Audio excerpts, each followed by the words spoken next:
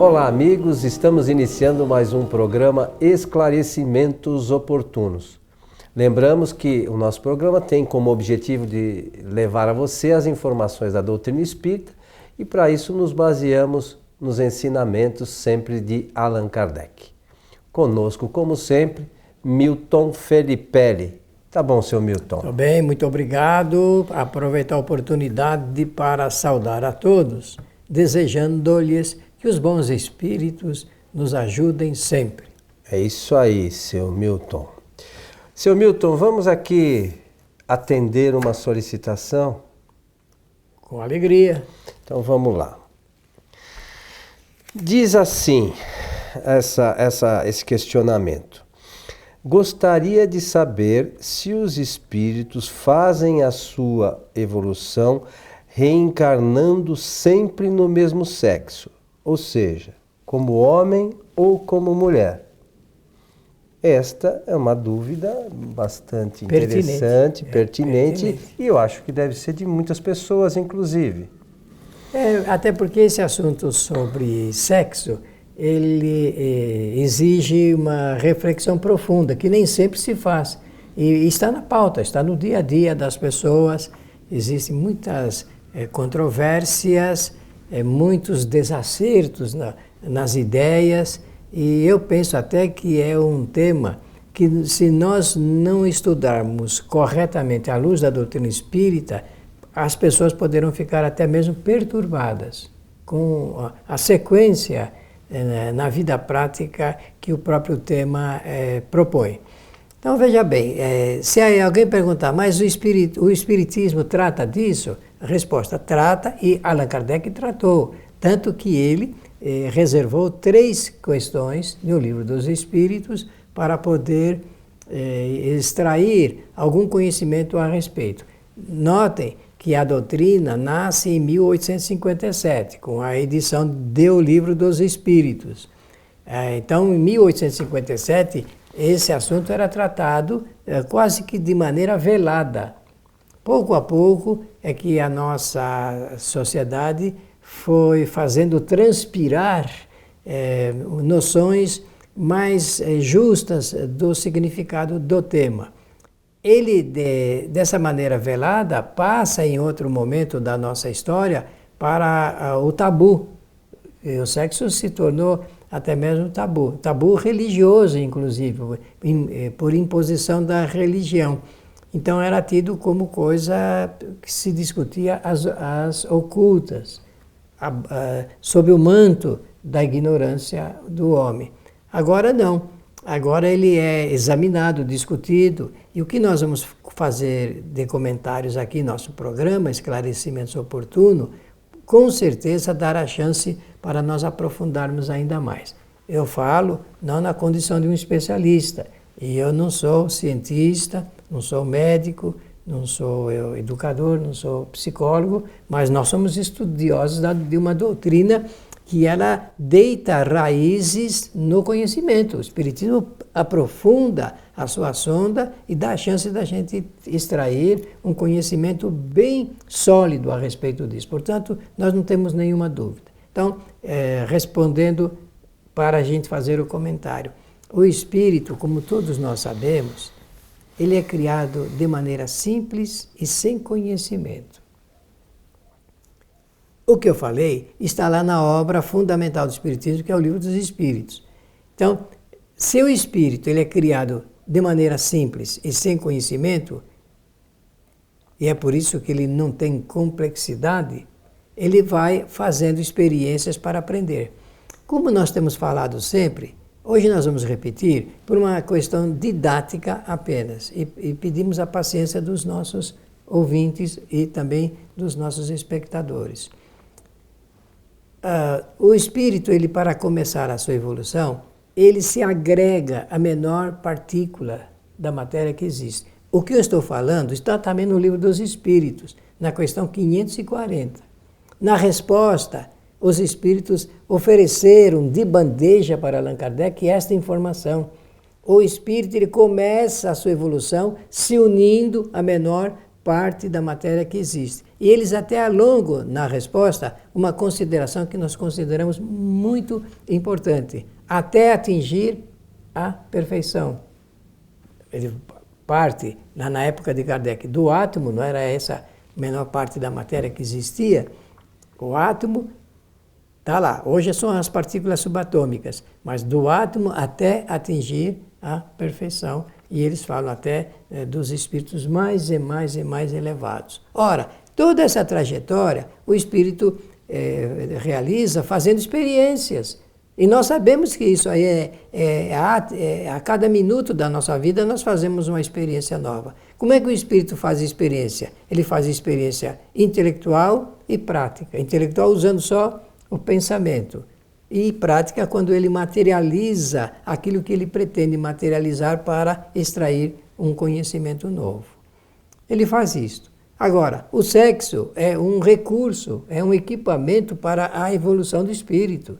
É apenas um recurso para que o espírito aprenda. Se isto é realidade, como de fato é, porque é assim que a doutrina apresenta, então ele faz experiências femininas, faz experiências masculinas em uma encarnação. E olhe, nós estamos falando do espírito, e eu sei que todos estão pensando no espírito na forma humana. E antes?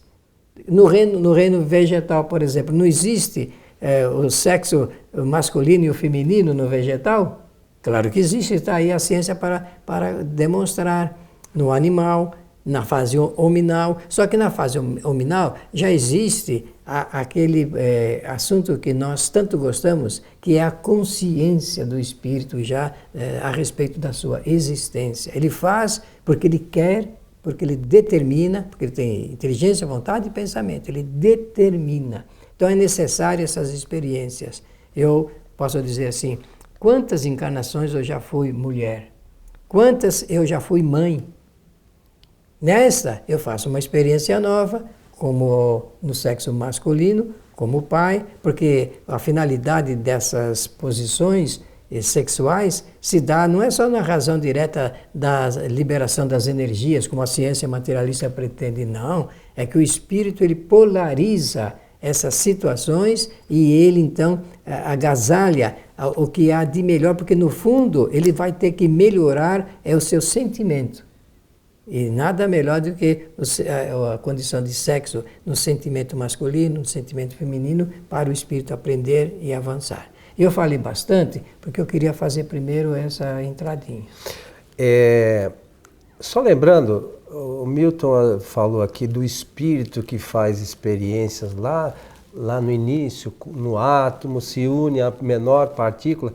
Alguns falam, mas falaram que é princípio inteligente. Na verdade, já era uma individualização, mas né? É evidente que já era, o que, vamos dizer assim, o que será o espírito no futuro, já era é o mesmo indivíduo, né? É a mesma unidade, vamos chamar assim, que seguiu.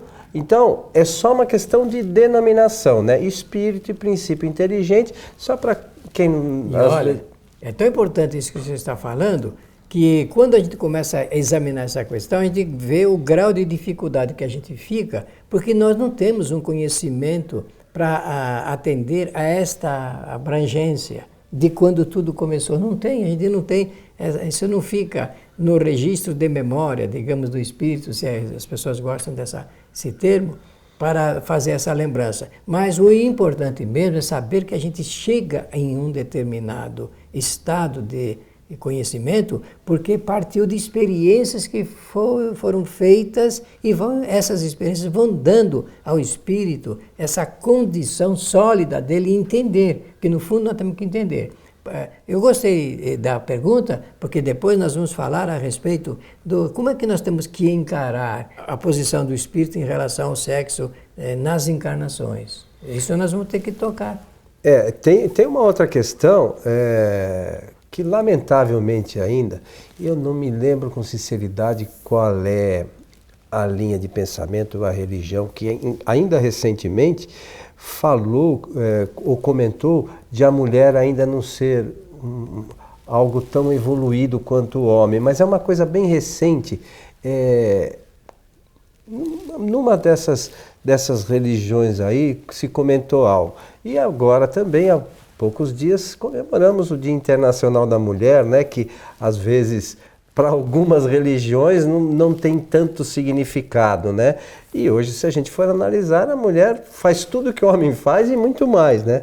É verdade. Antigamente se dizia que a mulher tem os mesmos direitos, mas não tem os mesmos deveres. Mas socialmente falando, hoje eu penso que isso está um tanto quanto misturado, porque o espírito realmente ele se vê na condição de enfrentar as dificuldades existenciais para ele poder avançar. Isso é importante. A sociedade ela vai pouco a pouco também adotando conhecimentos, leis que permitam que os espíritos se equivalam nessa jornada de evolução. Então a resposta, o espírito faz muitas experiências, como homem, como mulher, e vai aprendendo, porque inclusive a ciência mostra que tanto a mulher tem a polarização masculina, como o homem tem a polarização feminina. Isso é para a gente perceber na bondade, a beleza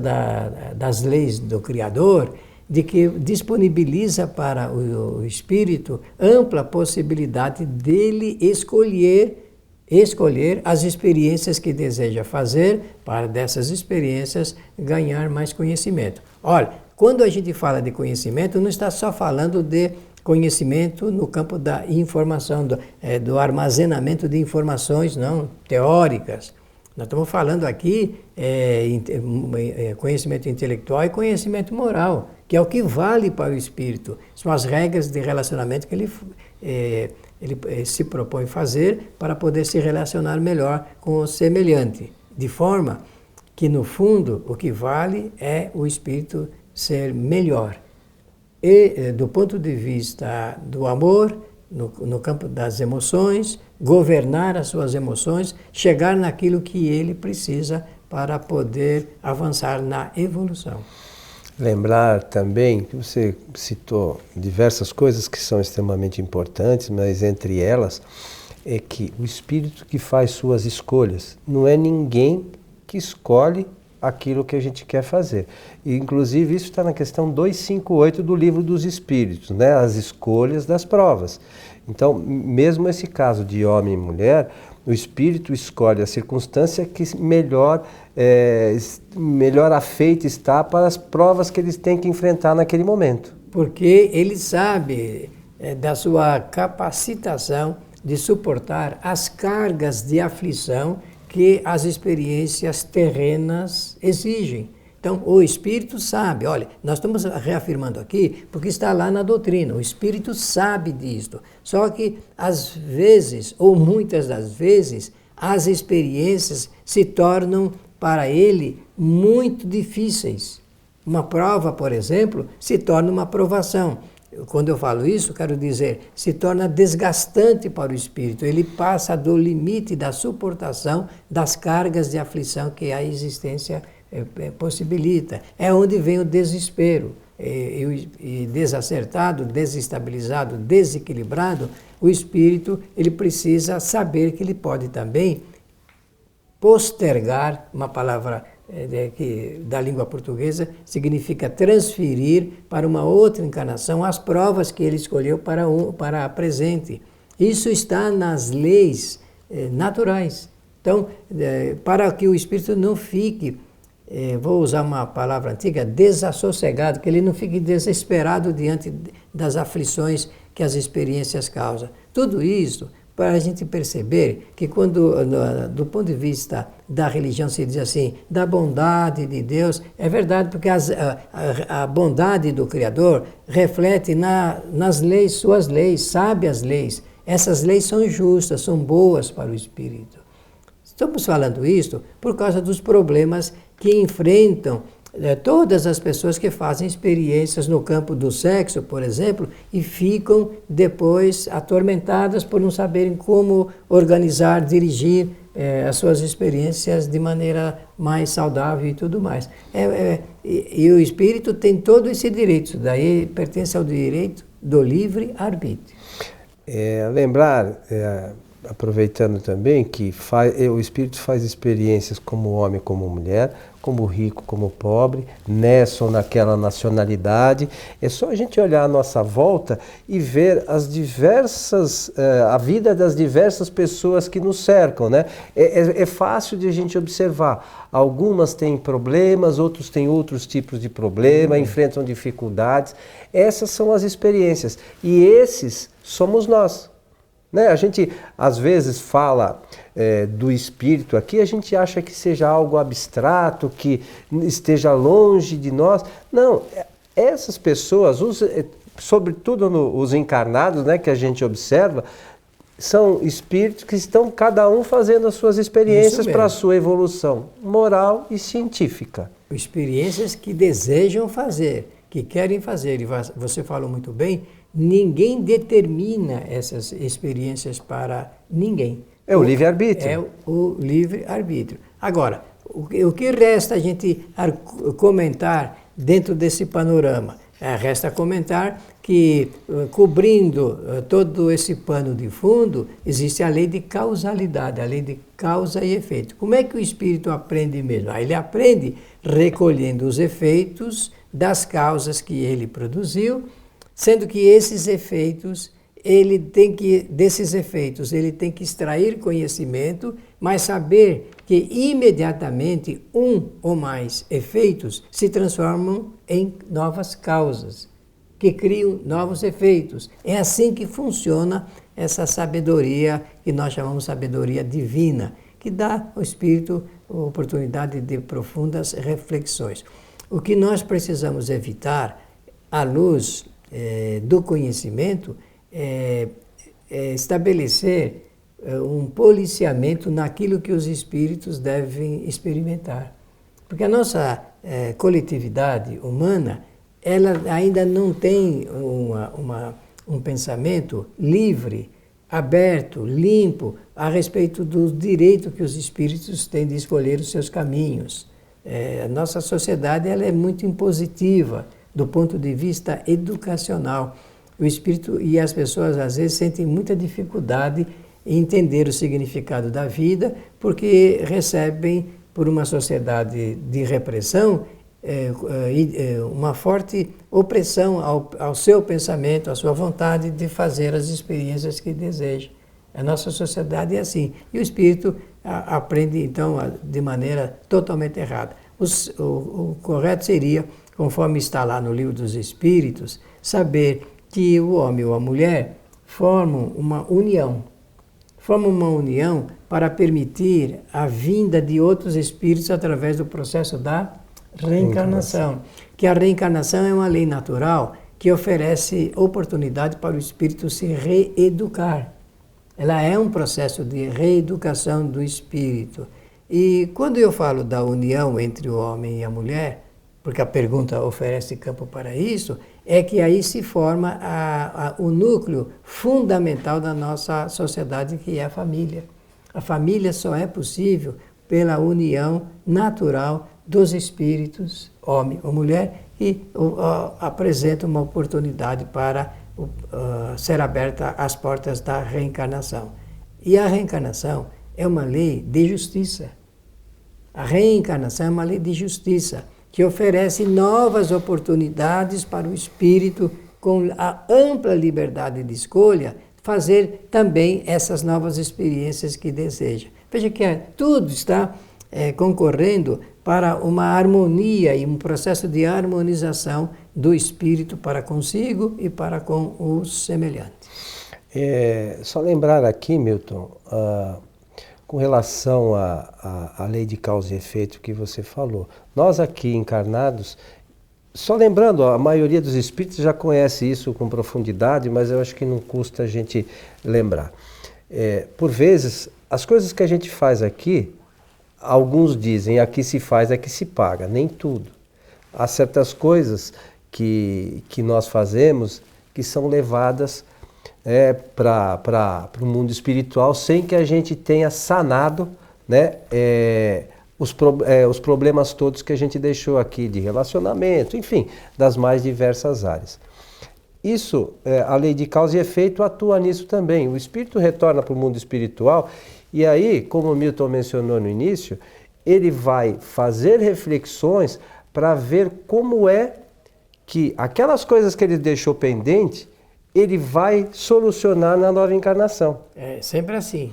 É sempre assim. Então, essas novas experiências, essas novas escolhas do espírito, são, na sua infinita maioria, para sanar esses problemas do passado, que a gente imagina às vezes, foi por acaso, né? Tudo foi pago, morre por aqui, e a coisa não é assim que funciona, porque existem uma série de coisas que acontecem que só nós sabemos que nós fizemos. Mas a sabedoria divina não vai deixar que uma falha nossa, né, fique assim perdida e a gente não é nem punido, mas a gente não aprenda a fazer as coisas direito. Essa é a necessidade nossa, aprender a fazer direito. Quem quiser, eu não me lembro exatamente, mas tem um caso na Revista Espírita em que, em uma certa encarnação, o espírito, ele morreu e naquela encarnação, ele tinha sido uma pessoa maravilhosa. E ele morreu e na verdade, ele foi enterrado vivo. Acabou, naquela época de Kardec, ele acabou sendo enterrado vivo. Aí depois o Kardec fez a evocação, e a evocação é sempre boa para a gente aprender, né? Tem gente que não gosta muito, é porque acho que não gosta de aprender, né? E aí foi perguntado para o espírito por que ele, sendo uma pessoa boa, ele tinha acontecido com ele. Porque isso também é a lei de causa e efeito, não é acaso que ele havia sido passado pelas circunstâncias. Aí ele disse que numa encarnação, 2 ou 3 para trás, ele tinha enterrado a mulher dele viva. Mas a esposa dele, o espírito, já havia perdoado a ele, mas ele precisava passar pelaquela circunstância, pelaquela experiência para sanar vamos dizer assim, esse equívoco que ele cometeu. E assim ocorre com todos nós. A gente vê as coisas, a gente posta as coisas da Revista Espírita, das experiências terrestres, e alguns acham ainda que aquilo é uma historinha, né? Um romance. Não é não, são os espíritos, são depoimentos de espíritos que declaram as circunstâncias que enfrentaram a sua encarnação. Então a gente tem que ter uma visão um pouquinho mais determinada no estudo da doutrina, das obras fundamentais, para a gente saber o que é verdade e o que é mentira. É isso, seu Milton? Muito bem. Aí o Espiritismo estuda, examina, sempre em face da realidade. Que os bons espíritos nos ajudem sempre. Lembramos a todos que a nossa casa, a Sociedade Espírita Francisco de Assis, tem palestras públicas às sextas-feiras, a partir das 19h30, e podem ser assistidas, inclusive ao vivo, pelo nosso site tvfraternidade.com.br. E assista, se você tiver alguma dúvida, nos mande e-mail, nós teremos o maior prazer em atendê-los. O nosso abraço e até o nosso próximo programa.